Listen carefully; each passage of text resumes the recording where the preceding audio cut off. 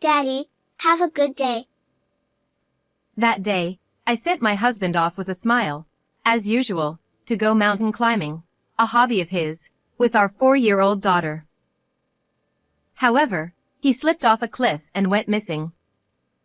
Bad weather hindered the search efforts, which were eventually called off, and his survival was deemed hopeless.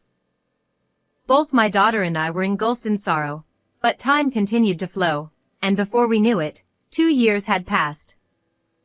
Reaching my limit of waiting for my husband, I decided to move when our daughter started elementary school. And on the first day of elementary school, I saw it. There he was, my husband, looking happy in a photo with an unfamiliar woman and child.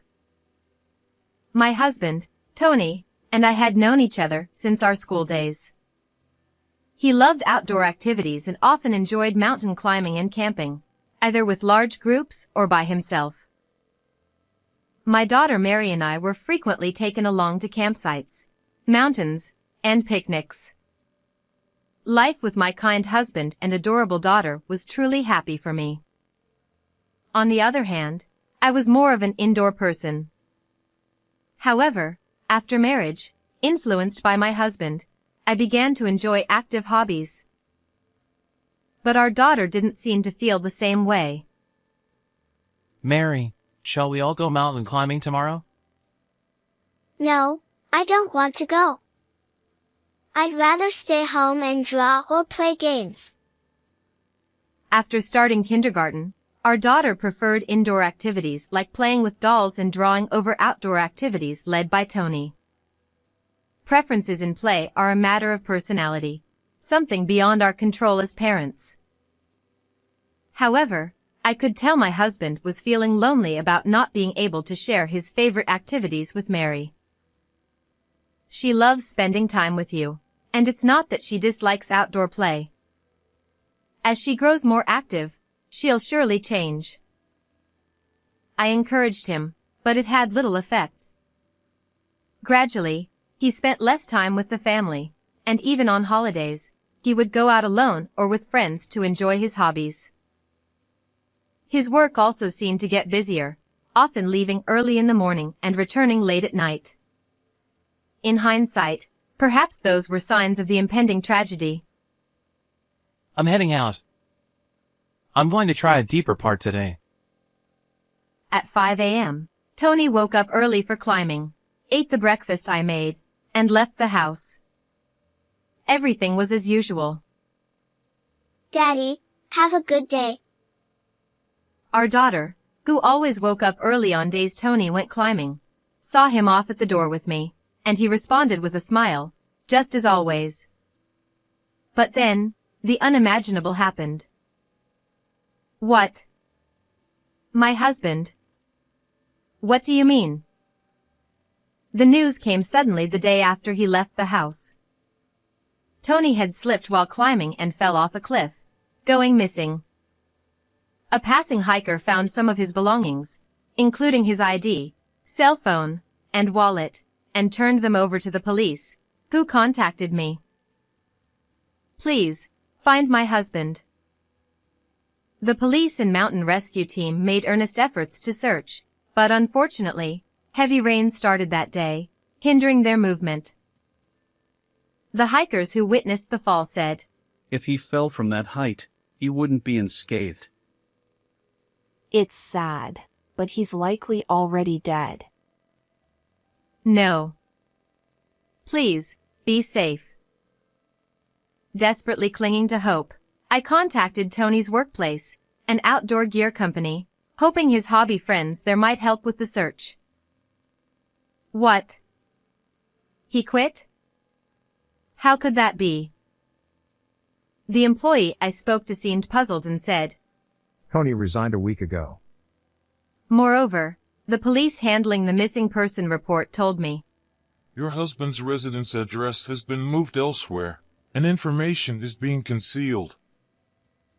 I had no knowledge of his resignation or change of residence, leaving me utterly confused. When the police suggested, Perhaps he was troubled by something unknown to you. my mind went blank.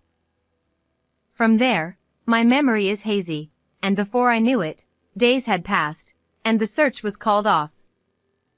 The police advised me to declare him legally missing, but I couldn't bring myself to do it. If I file the declaration, it means admitting that Tony is no longer in this world. I don't want to believe my husband is gone.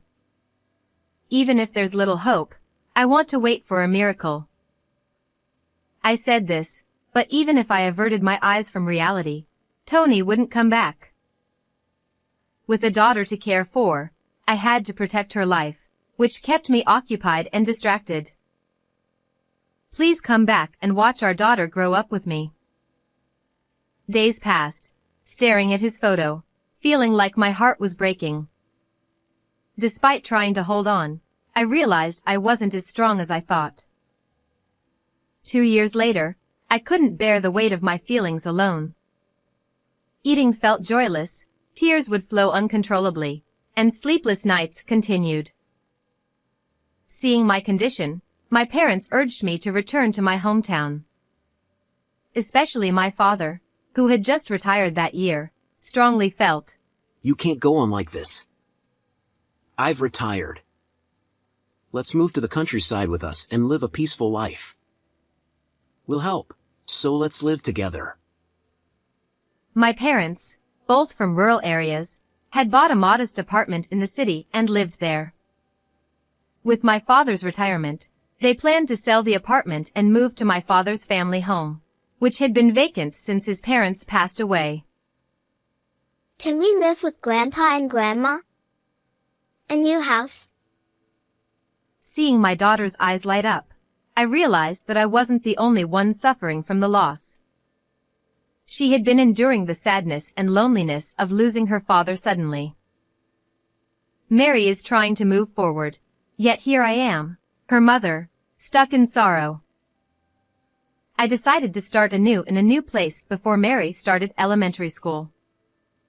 However, I kept our marital status unchanged. I planned to declare him legally missing and set up an altar once Mary's school situation settled. Even if he wasn't physically with us, he would live on in our hearts. And so, the first day of elementary school arrived. My daughter quickly made friends with the child sitting next to her, showing a smile from day one.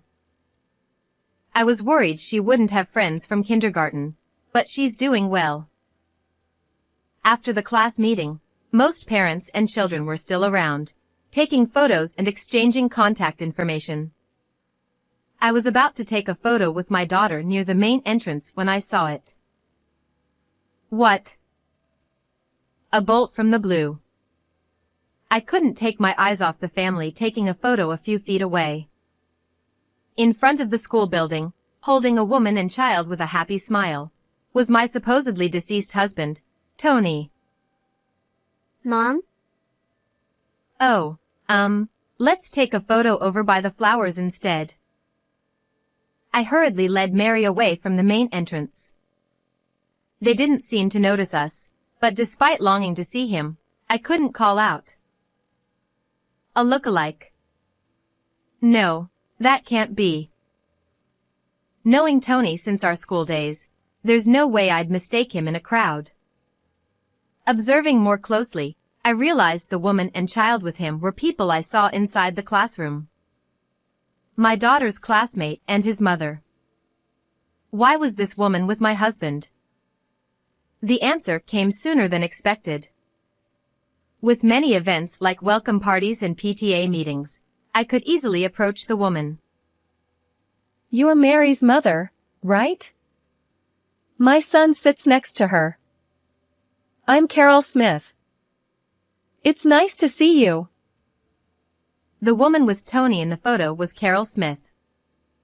She worked as a salesperson at a local branch of an outdoor gear company, a rival of my husband's former workplace. Pleased to meet you. I acted naturally, suppressing my curiosity about her relationship with him. I carefully and gradually gathered information. We soon became friends, partly because we were the same age. Carol said she lost her husband in an accident 2 years ago and had been raising her son alone since. Wait, but I saw your husband on the first day of school. Oh, he's my new husband. We just got married recently. Oh. What's his name? I clenched my fists out of sight, getting to the point. Tony. He was also a classmate. A wave of nausea and goosebumps washed over me. No doubt. It's him. I mustered all my strength to stay upright and maintain composure. According to Carol, she first met my husband 3 years ago, when her child was 3 years old. Back then, her husband was still alive, and they were camping as a family. They were struggling to set up their tent when Tony, who was solo camping, helped them out. He played a lot with my son and quickly became friends with my late husband. After that, Carol and my husband didn't meet again until 2 years ago, shortly after her husband had passed away. She said she found my husband wandering around this area, drenched and dirty. He seemed to have lost his memory due to an accident. From his clothing, it looked like he had been mountain climbing. But for some reason, he remembered us. Is that so? That can happen, I suppose. So, you started dating him after that? She helped Tony get back on his feet, and as they spent more time together, they gradually fell in love. I was vulnerable after losing my husband, and he was so kind and attentive. My son took a liking to him too. They officially started dating a year ago, and when her child started school, they got married, with Tony taking Carol's last name. The time when they got close was exactly 2 years ago, the same time my husband went missing after his fall. It didn't occur to you to investigate his background? I mean, isn't it unsettling to be with someone whose past you know almost nothing about? Of course, I suggested it to him. But he was terrified whenever we talked about his past. Maybe something really traumatic happened to him. Given these circumstances, Carol didn't delve into his past. He mentioned having a wife before, but they separated. Maybe she has something to do with it.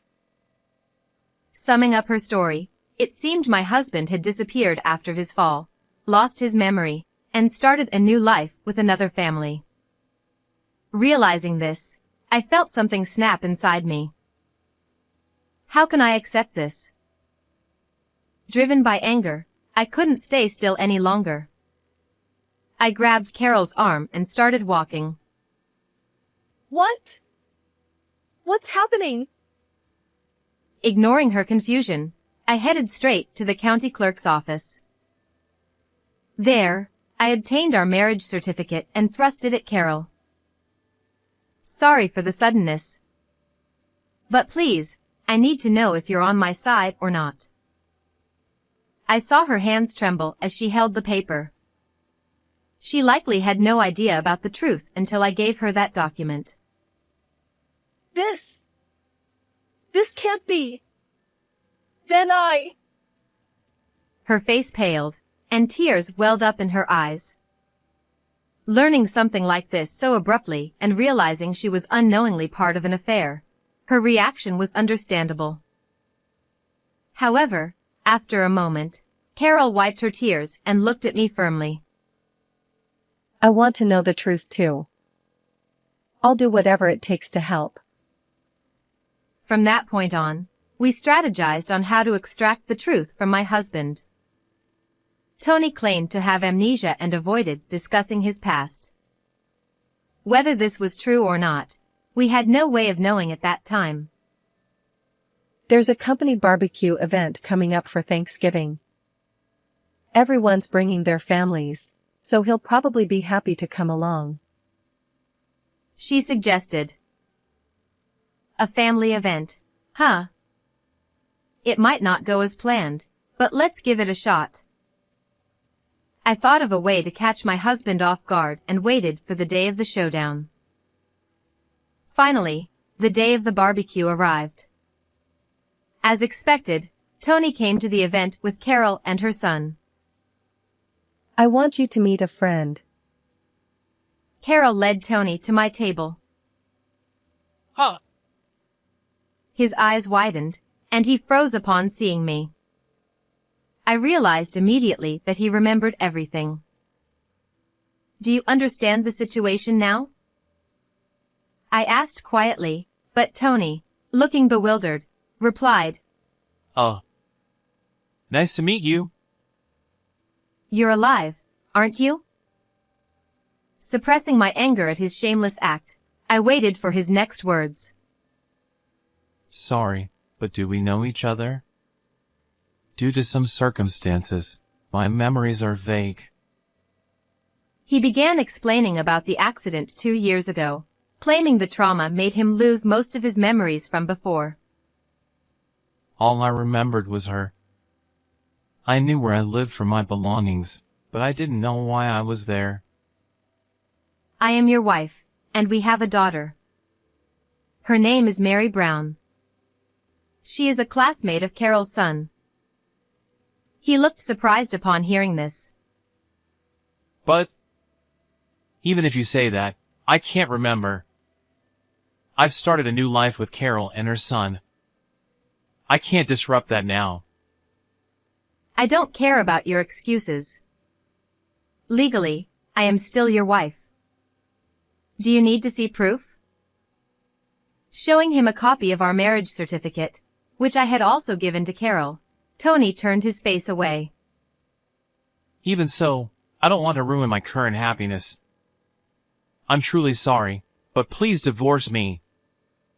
I can't take responsibility for you or your daughter. He looked down as he spoke, seemingly feeling guilty. However, whether he was genuinely suffering from amnesia or just avoiding responsibility, I couldn't tell at that point. Can we stop this? It's not good to talk about this in front of the kids. Finally, he glanced at Carol's son, trying to avoid the conversation. Not yet. I can't lose my temper yet. Just a little longer. As I took deep breaths to calm my anger, help arrived at the perfect moment. Oh, Daddy. Daddy. Huh. My daughter, who had been away with my father to explore the stalls, returned. She ran towards her father, whom she hadn't seen in 2 years, but Tony was fixated on my father instead. Executive! I didn't miss that word. I stifled my urge to cheer but couldn't help but smile. My husband noticed my expression and hastily covered his mouth, but it was too late to hide anything. It's been a while, Tony. I'm glad you remember me. My father, William Johnson, had been an executive at the outdoor gear company where my husband used to work. He retired recently but maintained connections with many of his former colleagues and competitors. We were invited to this event by the CEO of a rival company who had connections with our family. I had planned to mention my father's name to provoke him, but having my father there in person was an unexpected but welcome surprise. How do you know my father? You just said you only remembered Carol. My question made Tony visibly agitated. 2 years ago, you asked me not to tell my daughter to protect your honor, but it was a mistake. No! I remember now. You're important in the company, so you must have left a strong impression. I see. So you remember your father-in-law more than your wife or daughter. Understood. While my father smiled warmly, his eyes were cold, which even frightened me a bit. The crime of faking an accident to hurt my daughter and granddaughter is serious. With a final stern remark, my father said, I'll look after the kids. You need to have a proper talk.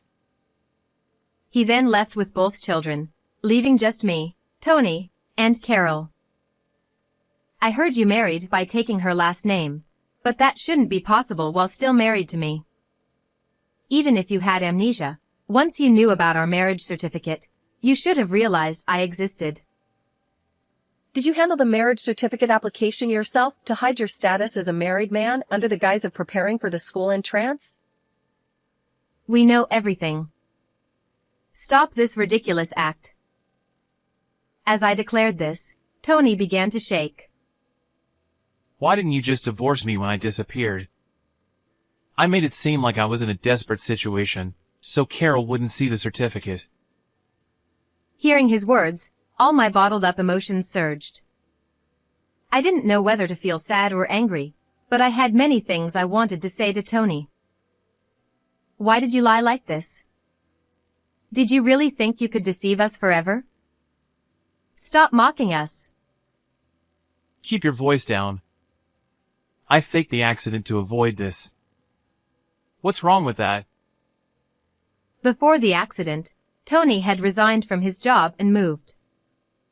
When only one person in a household moves, the family must be notified. However, if you explain special circumstances, it is possible to secretly move and hide the information. I was having issues with my wife and that she became violent when discussing divorce. Here's the medical report and diary. He must have used these falsified documents to hide the information and escape from me. You and Mary are at fault. You enjoyed my hobbies at first, but then you distanced yourselves. I felt neglected by my family. What? You're leaving us for that? He said he met Carol's family when he couldn't enjoy his hobbies with us anymore. Her family seemed to fit his ideal. I always wanted a son, and I wanted to go camping frequently with my family. You didn't fulfill that. Tony, do you realize what you're saying? I do. When I heard about your husband's death, I had to see you. I wanted the ideal wife and son. His selfish reasoning left both Carol and me speechless. Neither my daughter nor I disliked his hobbies. The reduced camping trips were just because my daughter's interests shifted indoors for a while. If that's the case, you should have told me and divorced me 2 years ago. Then you could have openly gone to her. But you wouldn't have accepted it. What would the executive say? If you had just let me go, we wouldn't be here. Blaming me, I felt utterly disillusioned. One thing. What did you think of me and Mary? Huh? Don't you understand how lonely and painful it was for us? We suffered for 2 years because of you. I never asked you to. It was your choice. His dismissive response made my blood boil. Fine, let's divorce. You'll pay for the adultery, unpaid marital expenses, and child support in one lump sum. No matter how angry I got, it didn't affect him. I don't care about you and the kid anymore. I'll pay. Now I can live happily with my new family. He said, seeming happy about it. What's good about this? Are you kidding me? Huh? Tony seemed baffled by Carol's unexpected reaction. We're done too. I'll sue you for fraud. Wait, why? We can be a real couple now. He genuinely seemed confused, watching Carol's angry expression. Did he really think she would be thrilled and embrace him? Carol and Tony had a small wedding and engagement party. She paid for everything, including his living expenses after losing his job and memory. You lied and took her money. That's fraud. I muttered, making Tony turn pale. Wait! I gave up everything to be with you. I love you. Life with a child is hard alone. I'll find a new job soon. Don't speak. Don't talk about my son. I'm not desperate enough to rely on a man who betrayed his family. Carol's angry shouts made me feel sorry for her. Hey, you won't abandon me, right? You were lonely, right? Mary. Mary too. Stop. Don't say her name. You have no right. At my scolding, he flinched and looked sadly at me. A face I once loved now only irritated me. Let the authorities handle this. Enjoy your hobbies alone. You're good at that. Amidst the bustling barbecue, no one seemed to notice our conversation.